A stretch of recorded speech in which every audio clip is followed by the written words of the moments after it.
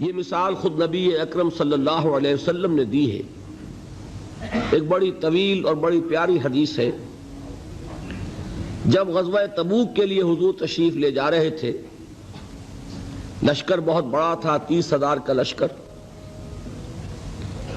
اس وقت ایک موقع ایسا آیا کہ چونکہ رات کو سفر کیا کرتے تھے، عرب میں آپ کو معلوم ہے دن میں شدید گرمی، لہذا جب طویل سفر ہوتا تھا تو زیادہ سے زیادہ کوشش ہوتی تھی کہ رات کے وقت جتنا بھی فاصلہ طے ہو جائے.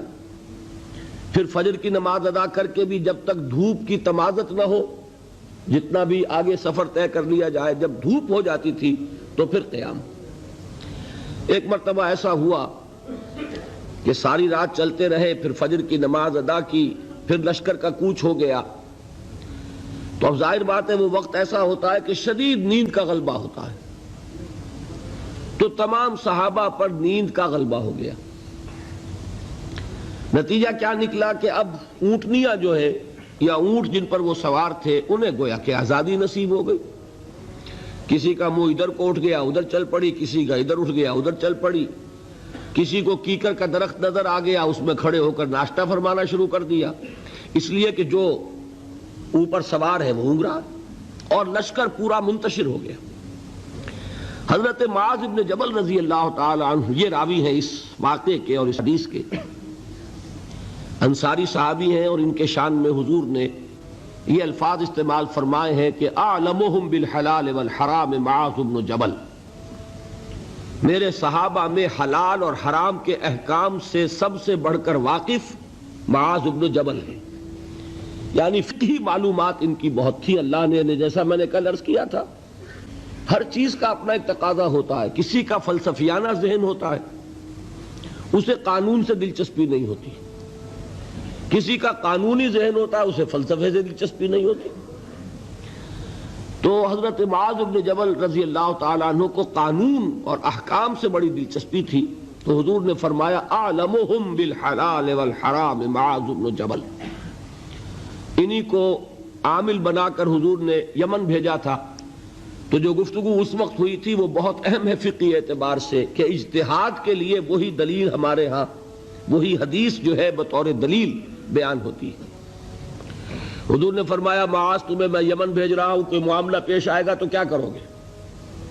عرض کیا کہ حضور اللہ کی کتاب کی طرف رجوع کروں گا، جو حکم ملے گا اس کے مطابق فیصلہ کروں گا. آپ نے دریافت فرمایا اگر اللہ کی کتاب میں کوئی واضح حکم نہ ملے تو کیا کرو گے؟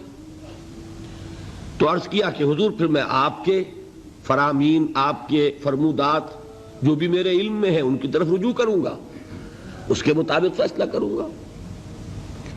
پھر تیسری مرتبہ سوال کیا اگر میری بھی کوئی بات تمہارے علم میں نہ ہو پھر کیا کرو گے؟ تو عرض کیا ثم اجتہد، پھر میں اجتہاد کروں گا. تو حضور نے شاباش دی کہ یہی طریقہ ہے. یہیں سے وہ لفظ اجتہاد چلا ہے، اور اجتہاد کے لیے جو دلیل ہے نقلی منقول حضور سے وہ یہی حدیث ہے. بہرحال یہ تعارف ہو گیا حضرت معاذ بن جبل کا. وہ راوی ہیں، وہ فرماتے ہیں کہ بقیہ تو سب لوگ جو ہیں اونگ رہے تھے اور لشکر منتشر ہو گیا تھا، لیکن میں خاص طور پر حضور کے ساتھ ساتھ لگا رہا. حضور کی اونٹنی چل رہی ہے، میں نے بھی اپنی سواری کو ساتھ لگائے رکھا. اس کی وجہ تھی کہ تخلیہ میں ایک بات پوچھنا چاہتے تھے حضور سے، تو اس کے متلاشی تھے. لہذا اب آدمی جب اس کو ذہن پہ کوئی ایک ارادہ ہو تو اونگ نہیں آئے گی نا. لہذا وہ جاگ رہے ہیں، پوری طرح ہوشیار ہیں. حضور کی اونٹنی چلی جا رہی ہے، اور آپ جب اونٹ پر سوار ہوتے تھے تو ایک کجاوا سا ہوتا تھا، پردے ہوتے تھے اس پر. تو حضور اپنے ان پردوں میں. اچانک حضور کی اونٹنی نے ٹھوکر کھائی، اس سے وہ بدکی. ساتھ ہی چونکہ اونٹنی بالکل برابر چل رہی تھی حضرت معاذ کی، وہ بھی بدک گئی. اب یہ جو ایک گڑبڑ ہوئی تو حضور نے اپنے اس ہودج کا پردہ اٹھایا اور چاروں طرف دیکھا تو نظر آیا کہ پورا لشکر منتشر ہو چکا ہے، فارمیشن نہیں ہے، اور صرف معاذ ہے قریب. تو آپ نے پکارا یا معاذ. اب انہیں اور کیا چاہیے تھا؟ اسی وقت کے لیے تو یہ سارا انہوں نے اہتمام کیا تھا. انہوں نے عرض کیا لبیک یا رسول اللہ، میں حاضر ہوں اللہ کے رسول. حضور نے پھر آواز دی ادنو دونک اور قریب آ جاؤ، قریب ہوئے، ادنو دونک اور قریب آ جاؤ، یہاں تک کہ الفاظ یہ ہیں کہ دونوں اونٹنیاں ایک دوسرے سے مس کرنے لگیں، بالکل برابر برابر۔ حضور نے فرمایا معاذ سے رضی اللہ تعالی عنہ کہ میں نہیں سمجھتا تھا کہ لشکر اس طرح منتشر ہو گیا ہوگا اور لوگ مجھ سے اتنے فاصلے پر ہوں گے۔ اب اس کی جو اصل اہمیت ہے اس کو سمجھ لیجئے کہ اس طرح حضور کا تنہا چھوڑ دیا جانا یہ تو بہت خطرناک ہے۔ عام حالات میں بھی کوئی کمانڈر ہو، سپہ سالار ہو، وہ اس طرح اکیلا رہ جائے تو دشمن کو موقع ملے۔ تو حضور نے اس انداز میں فرمایا ما کنت احسب الناس کا مکانہم من بعد، میں نہیں سمجھتا تھا کہ اتنے فاصلے پر ہوں گے لوگ۔ تو میں عرض کیا کرتا ہوں یہ موقع ہوتا ہے اگر ہم جیسا کوئی ہوتا تو وہ اپنی خاص خدمت کا ذکر کرتا، دیکھیے حضور، اور دوسرے لوگوں کی تنقیص کرتا، لوگوں کو خیال ہی نہیں ہے، توجہ ہی نہیں کرتے، اور میں تو بالکل آپ کے ساتھ لگا ہوا ہوں۔ اس کے برعکس طرز عمل تھا حضرت معاذ کا۔ انہوں نے عرض کیا حضور لوگ رات بھر جاگتے رہے ہیں، اب نیند کا اثر ہو گیا ہے، تو فی اثر الدلجہ، اس کی وجہ سے لوگ اونگ گئے ہیں، تو اونٹنیاں جو ہے اب آزاد ہو گئی ہیں۔ اب اس کا جواب سنیے، حضور نے بھی کوئی تکلف فرما کر اپنے آپ کو سپر ہیومن کی حیثیت سے پیش کرنے کی کوشش کبھی نہیں کی۔ آپ نے فرمایا وَأَنَا كُنْتُ نَاعِسًا، ہاں میں تو خود بھی اونگ رہا تھا صلی اللہ علیہ وسلم۔ یعنی یہ معاملہ جو ہے انہوں نے معذرت پیش کی سب کی طرف سے، حضور نے وہ معذرت بھی قبول کی اور اتنی بڑی بات فرما دی انا كنت ناعسا، ہاں بات بالکل ٹھیک ہے، میں خود بھی اونگ رہا تھا۔ اب انہیں جو موقع ملا اور انہیں یہ اندازہ ہو گیا حضور مجھ سے اس وقت بہت خوش ہیں کہ میں جاگ کر چوکس ہو کر پوری طرح ساتھ ساتھ چلا آ رہا ہوں، تو اب حضرت معاذ عرض کرتے اذن لی، حضور مجھے اجازت دیجئے ان اسألک عن شیء، کہ میں آپ سے ایک سوال کروں، قد امرضتنی واسقمتنی واحزنتنی، جس نے مجھے نہایت دلگیر کر دیا ہے، غمگین کر دیا ہے، نہایت مجھے مریض کر دیا ہے، یعنی ایک ایسی دھن مجھ پر سوار ہے، میں سوچ سوچ کر بیمار ہو گیا ہوں۔ حضور نے فرمایا سل ما شئت، بڑا پیارا انداز ہے یہ، جیسے کبھی آپ بادشاہوں کی کہانیوں میں سنتے ہوں گے، پڑھتے ہوں گے، بادشاہ راضی ہو گیا مانگو کیا مانگتے ہو، تو یہاں تھوڑا سا اس کا انداز ہے سل ما شئت، جو پوچھنا چاہو پوچھو، کھلی چھوٹ ہے۔ اس وقت ظاہر بات ہے تخلیہ بھی ہے اور حضور کا خاص اس وقت التفات ہے۔ تو انہوں نے سوال کیا، یہ ہے اصل میں میرے اور آپ کے سوچنے کی بات۔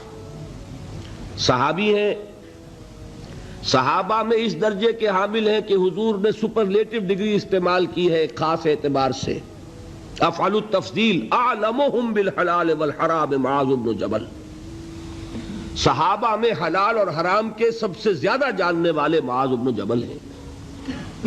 حضور کے نکاحوں میں ان کا وہ مقام ہے کہ یمن کا گورنر بنا کر بھیجا ہے، لیکن انہیں کیا فکر دامنگیر ہے۔ عرض کرتے ہیں حضور مجھے وہ بات بتا دیجئے، حدثنی بشیء یدخلنی الجنہ ویباعدنی عن النار، حضور مجھے وہ ایک بات بتا دیجئے جو مجھے جنت میں داخل کرا دے، جہنم سے چھٹکارا دلا دے۔ یہ ہے وہ راہ نجات موضوع جس پر یہ ساری گفتگو ہو رہی ہے، اس کی اہمیت کیا ہے۔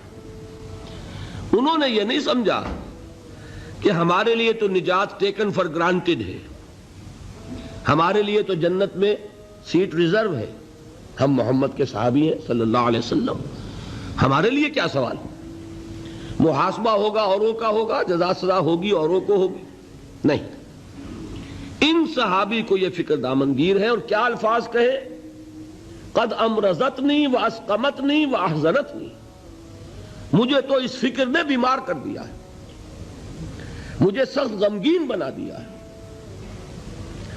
مرض اور سقم، سقیم، انی سقیم، یہ معلوم ہوگا آپ کو، بیمار کو کہتے ہیں، اور مرض تو ہے قد امرضتنی واسقمتنی واحزنتنی۔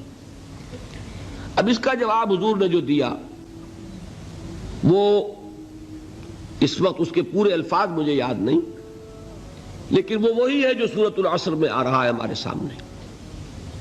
شہادت دو اللہ کے سوا کوئی معبود نہیں اور میں اس کا رسول ہوں، اس پر جم جاؤ، اور اللہ کے ساتھ شرک ہرگز نہ کرو، اور اسی پر تمہاری موت واقع ہو جائے، تم جنت میں داخل ہو جاؤ۔ اچھا، جواب تو مل گیا۔ اب شرک کے معنی کیا ہے وہ ایک تقریر مکمل ہوگی، صرف یہ ہے کہ ان الفاظ میں تو یوں سمجھیے نہ کہ مضامین کے دریا ہیں جو کوزے میں بند کیے گئے۔ جو بات اس وقت مجھے بتانی تھی وہ یہ تھی، اس کے بعد اب حضور خود ایک سوال کرتے ہیں، یعنی میں کہا کرتا ہوں کہ اب دریائے سخاوت جوش میں ہے، تم نے جو پوچھا تھا پوچھ لیا، میں نے جواب دے دیا۔ افلا ادلک یا معاذ، تو اے معاذ کیا میں تمہیں یہ نہ بتاؤں براس ھذا الامر وعمودہ وذروۃ السنام منہ، کہ یہ جو دین ہے ہمارا، اس کی جڑ کیا ہے، اس کا تنا کیا ہے، اس کی چوٹی کیا ہے۔ میں نے عرض کیا تھا نا کہ حضور نے تمثیل اختیار کی ہے کہ دین میں کیا پہلے ہے کیا بعد میں ہے، کس کی حیثیت جڑ کی ہے، کس کی حیثیت تنے کی ہے، کس کی حیثیت چوٹی کی ہے۔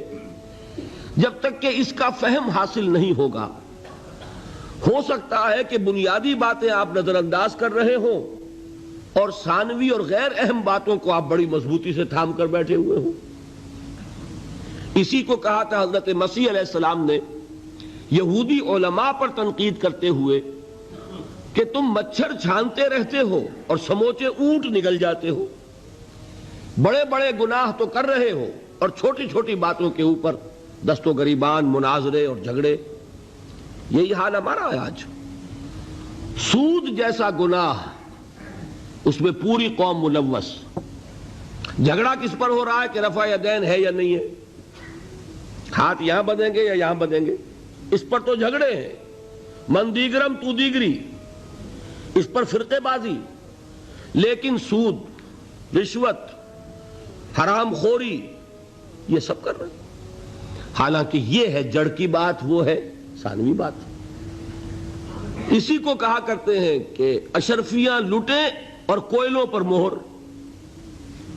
کس قدر حماقت ہے، اشرفیوں کی حفاظت نہیں ہو رہی، کوئلوں کی حفاظت ہو رہی۔ یہ کیوں ہوتا ہے؟ سینس آف پروپورشن نہیں رہتا، کس چیز کی کیا اہمیت ہے، نسبت و تناسب درست ہے، دین میں جڑ کیا ہے، تنا کیا ہے۔ اب یہ تشریح حضور نے فرمائی اور اس کے لیے تمثیل اختیار فرمائی، وہ کس سے کی ہے؟ وہ درخت کی ہے۔ درخت کی ایک جڑ ہے، درخت اس پر کھڑا ہے، غذا وہاں سے مل رہی ہے، جڑ سوکھ جائے گی درخت سوکھ جائے گا، پھر تنا ہے، پھر اس کے اوپر چوٹی ہے۔ درخت جو آپ لگاتے ہیں، فرض کیجئے آم کا درخت لگایا تو کیا جڑ کے لیے لگایا یا تنے کے لیے لگایا؟ آپ نے تو درخت لگایا ہے آم کے لیے، آم لگتا ہے چوٹی پر جا کر، لیکن جڑ کے بغیر تنا نہیں، تنے کے بغیر چوٹی نہیں، چوٹی نہ ہو تو آم نہیں۔ اس تمثیل کو ذہن میں رکھیے کہ آپ نے فرمایا افلا ادلک یا معاذ، اے معاذ تم نے جو سوال کیا وہ تو میں نے جواب دے دیا، مزید کیا میں تمہیں یہ نہ بتاؤں کہ براس ھذا الامر، اس کی جڑ کیا ہے، وعمودہ، اس کا تنا کیا ہے، اور ذروۃ السنام منہ، اس کی چوٹی کیا ہے۔ حضرت معاذ کو کیا کہنا تھا اس کے جواب میں؟ بے ابی انت و امی یا رسول اللہ فقلنی، حضور مجھ پر، آپ پر میرے ماں باپ قربان ہو، ضرور فرمائیے، اور کیا چاہیے۔ اب آپ نے فرمایا راس ھذا الامر شہادت ان لا الہ الا اللہ محمد رسول اللہ، کلمہ شہادت اس کی جڑ ہے۔ وعمودہ، اور اس کا تنا کیا ہے؟ اقام الصلاۃ و ایتاء الزکاۃ، نماز کا قائم کرنا، زکوٰۃ کا ادا کرنا۔ اور اس کی چوٹی کیا ہے؟ وَذَرْوَةُ السَّنَامِ مِنْهُ الْجِهَادُ فِي سَبِيلِ اللَّهِ.